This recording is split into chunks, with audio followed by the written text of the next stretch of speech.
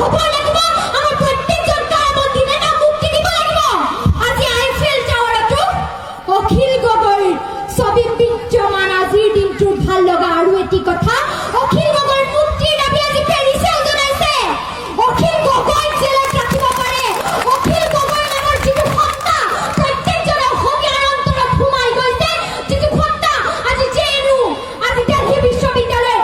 ছাত্ৰ ছাত্ৰীয়ে যিটো সত্তাৰ বাবে মাত মাতিছে যিটো সত্তাৰ বাবে আজি আন্তঃৰাষ্ট্ৰীয় পৰ্যায়ত মাত মতা হৈছে সেই সত্তাটোক দমন আৰু শোষণ কোনেও কৰিব নোৱাৰে আৰু সেই সত্তাটো কেতিয়াও জেলত থাকিব নোৱাৰে অখিল গগৈ নামৰ ব্যক্তিজনহে জেলত থাকিব পাৰে তেওঁৰ সত্তাটো আমাৰ প্ৰত্যেকৰে গাত বিদ্যমান আৰু সেই সত্তাটো আমি পুনৰ ব্যৱহাৰ কৰিম বাৰে বাৰে ব্যৱহাৰ কৰিম যেতিয়ালৈকে সেই ব্যক্তিজন ওলাই নাহে যেতিয়ালৈকে তেওঁৰ লগত থকা জেলত থকা প্ৰতিজন ব্যক্তিক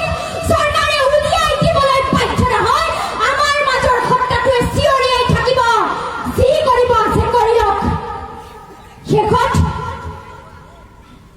সকলোকে অনুৰোধ কৰি